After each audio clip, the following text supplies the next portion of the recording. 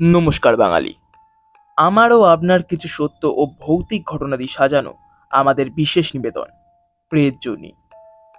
স্বাগত নতুন একটি একদম ফ্রেশ এপিসোডে।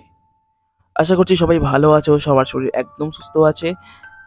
আজকে যে ঘটনাটি তোমাদেরকে বলতে চলেছি, ঘটনাটি খুবই স্পেশাল একটি ঘটনা। কারণ আমাদের পরিবারের একজন খুবই স্পেশাল মেম্বার এবং আমার অনেক দিনের বন্ধু রুদ্র ঘটনা কালেক্ট করে এনেছে সুদূর সুন্দরবন থেকে। ঘটনাটি ঘটেছিল তার দাদুর সাথে। আর বেশি স্পয়লার দেবো না, সবাই একটি করে লাইক এবং একটি করে কমেন্ট করে দাও তোমরা কে কোথা থেকে শুনছো এবং কেমন এনজয় করছো প্রেতজনির এই এপিসোডটা। এবং সাবস্ক্রাইবটা করতে কিন্তু কেউ ভুলো না, প্লিজ একটা করে সাবস্ক্রাইব করে দাও। শুরু করছি আজকের 21 নম্বর এপিসোড।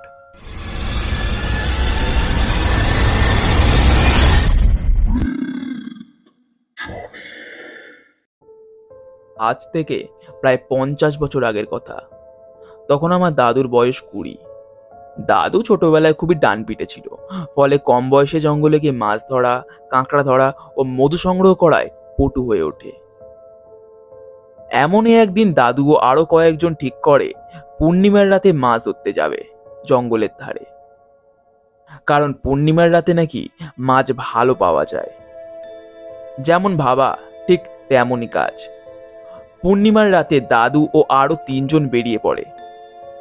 দাদুর মা প্রথমে রাজি না হলেও পরে দাদুর জোড়াজড়িতে না রাজি হয়ে থাকতে পারেন না। দাদুর মা একটু রেগে গিয়ে বলে, হ্যালো, তোরা আর কাজ পাসনি?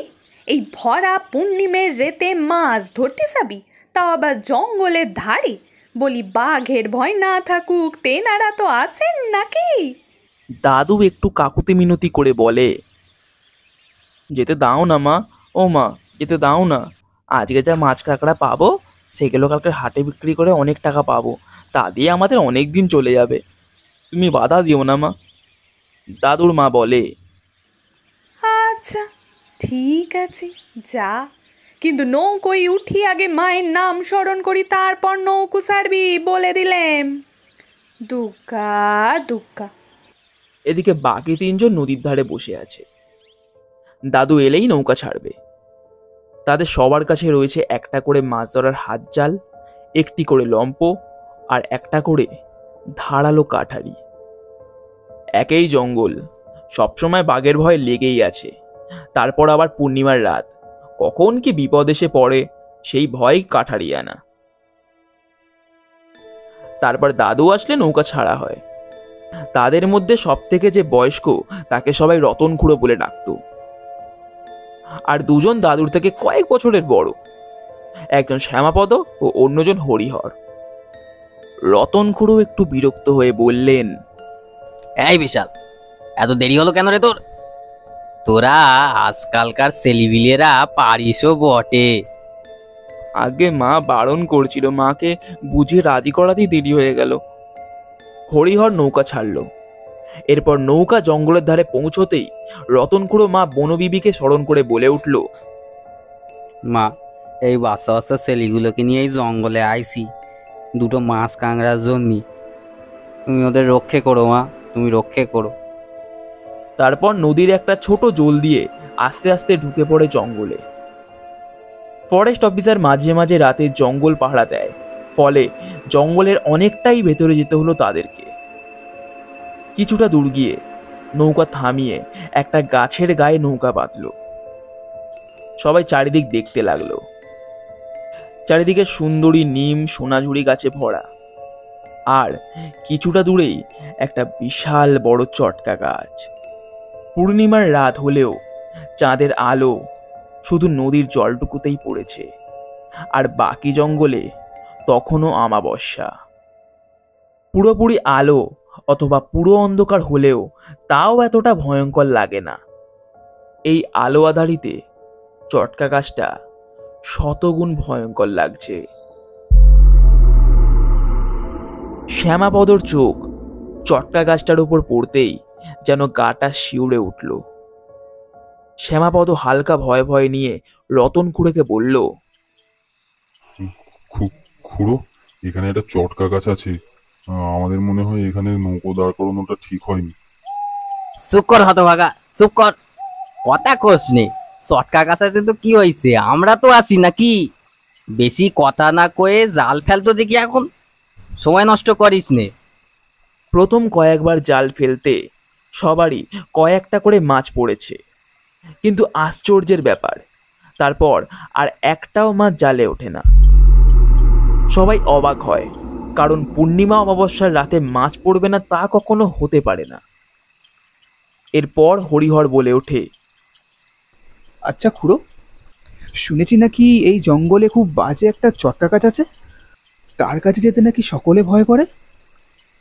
এটা সেই চটকা গাছটা না তো? হ্যাঁ, সে অবশ্যই আছে একটা, শুনেছি নাকি তাতে তেনাদের বাস, তবে আমি জন্মের পর থেকে এখনো দেখিনি। চুপ করো চুপ করো খুড়ো, ওই দেখো চটকা গাছটার তলায় পুঁটি মাছের ঝাঁক লেগেছে, কেমন লাফাচ্ছে দেখো। খুড়ো বলে উঠল, হরি নৌকো সার রে, নৌকো সার। হরি নৌকা এগিয়ে চটকা গাছটার ধারে নৌকা দাঁড় করালো। দূর থেকে চটকা গাছটা দেখে কিছু না মনে হলেও কাছে এসে সবাই দেখে গাছটা বিশাল বড় ও তেমনই মোটা। এবার সবাই পুঁটি মাছের ঝাঁক লক্ষ্য করে জাল ফেলে, কিন্তু জাল তুলে দেখে একটাও মাছ পড়েনি জালে। খুড়ো বলে উঠল, এ কি ভুতুরে কাণ্ড রে বাবা, মাছ লাফাচ্ছে কিন্তু জাল ফেললি একটাও মাছ ওঠে না, কি করি? মাছ এখনো লাফাচ্ছে, কিন্তু জাল ফেললে একটাও মাছ উঠছে না। এমন সময় তাদের নৌকার পেছন দিকটায় ঝুপ করে জলে কিছু একটা পড়ার আওয়াজ পায়। দাদু বলে ওঠে, খুড়ো, কিসের একটা আওয়াজ হলো বলে মনে হলো। হ্যাঁ, আমিও শুনেছি, মনে হয় বড় কোনো মাছ লাফিয়েছে। দেখি জাল ফেলি। খুড়ো ঝপাত করে জালটা ছুড়ল জলে। জালটা পড়তেই খুড়ো আনন্দ করে বলে উঠল, শালারে ধরিছি, বিশাল জালটা ধর, বেশ বড় মাছ বলি মনে হচ্ছে। আমি নিচে নেবে ধরি, না হলে পালিয়ে যেতে পারে বেটা। খুড়ো জলে নেমে জালের নিচের মুখটা এক জায়গায় করে তুলে ধরে, আর দাদু ও শ্যামাপদ মিলে টেনে তোলে জালটা। খুড়ো এবার নৌকোতে উঠে আসে। জাল ছাড়িয়ে দেখে এক হাত সমান একটা ল্যাটা মাছ পড়েছে আর কয়েকটা কাঁকড়া। খুড়ো প্রথমে এই জঙ্গলের ধারে এত বড় ল্যাটা মাছ দেখে অবাক হয়, কিন্তু কাউকে কিচ্ছু বলে না। এর মধ্যেই নদীতে ভাটা নামতে শুরু করে। খুড়ো বলে, সবাই জঙ্গলের ভিতরে যাই, ভাটা পড়তিছে, এই সময় মাছ কাঁকড়া কিছুটা পাবো। লম্পগুলো জ্বালা হরি। শ্যামা, তুই নৌকুতে বস, আমরা যাই। কিন্তু শ্যামাপদ ভয়ে ভয়ে গলায় বলে ওঠে, না, আমি তোমাদের সাথে যাব। হরিকে না হয় বিশালকে নৌকোতে থাকতে বলো।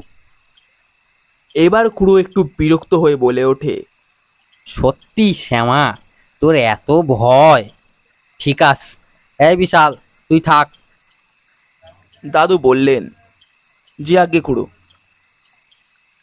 এই শ্যামা, তোরে আর রাতি করি নিয়ে আসবো না, এত ভয় পেলি কাজ হয় নাকি? এই বলতে বলতে ওরা জঙ্গলের ভেতর চলে গেল।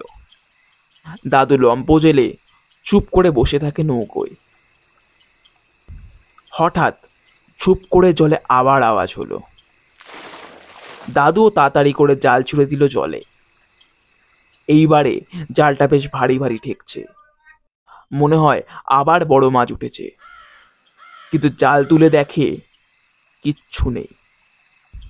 এমন সময় জঙ্গলের ভেতর থেকে একটা জল পড়ার আওয়াজ আসছে। আওয়াজটা ক্রমশ নৌকার দিকে এগিয়ে আসছে। এমন সময় পুরো আওয়াজটা পেয়ে চিৎকার করে বলে ওঠে, এই কেডা পেশাব করতিস রে? খুড়োর চিৎকারেই আওয়াজটা সঙ্গে সঙ্গে থেমে গেল। দাদুরও এবার ভয় করতে লাগলো। দাদু জাল গুটিয়ে চুপ করে বসে পড়ল। এবার নৌকার চারিদিকেই চুপচাপ আওয়াজ শুরু হলো। এমন সময় চটকা গাছটার পাশ দিয়ে নাকে নাকে সরে কে যেন বলে উঠল, সে একটা মাছ দে না, ওই লেটা মাছটা। এবার খুড়োর গলার আওয়াজ পাওয়া গেল। তোর মুখে মুড়ো ঝাঁটার বাড়ি মারবো হতচ্ছাড়া। এরপর সব শান্ত। খুড়ো আবার চিৎকার করে বলে উঠল, এই বিশাল, তাড়াতাড়ি এদিকে আয়, শ্যামা মূর্ছা গেছে, ওকে ধরাধরি করে তুলতে হবে, শিগগিরই আয়। দাদু লাফিয়ে নৌকা দিয়ে নেবে শ্যামাপদকে ধরাধরি করে নৌকায় তোলে। এরপর সব গুটিয়ে তারা বাড়ি চলে আসে। নৌকা দিয়ে নামার সময় খেয়াল করে যে 1 হাত বড় ল্যাটা মাছটা যেটা তারা ধরেছিল সেটা আর নৌকায় নেই। সবাই বাড়ি ফেরে এবং দাদুর মা সব শুনে দাদুকে ভীষণ বকাবকি করে। তারপর শ্যামাপদর টানা 4 দিন জ্বর ছিল। এরপর দাদুরা আর কখনো আমাবস্যা ও পূর্ণিমার রাতে জঙ্গলে ঘেঁষার কথা ভাবেওনি।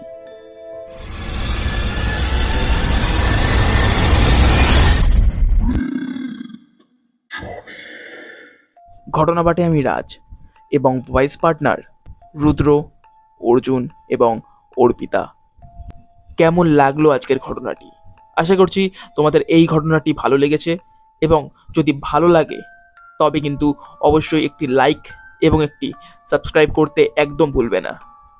এবং কমেন্ট করে জানাও তোমরা কে কোথা থেকে শুনছো এবং আজকের প্রেজনের এই এপিসোডটা তোমরা কেমনভাবে এনজয় করলে।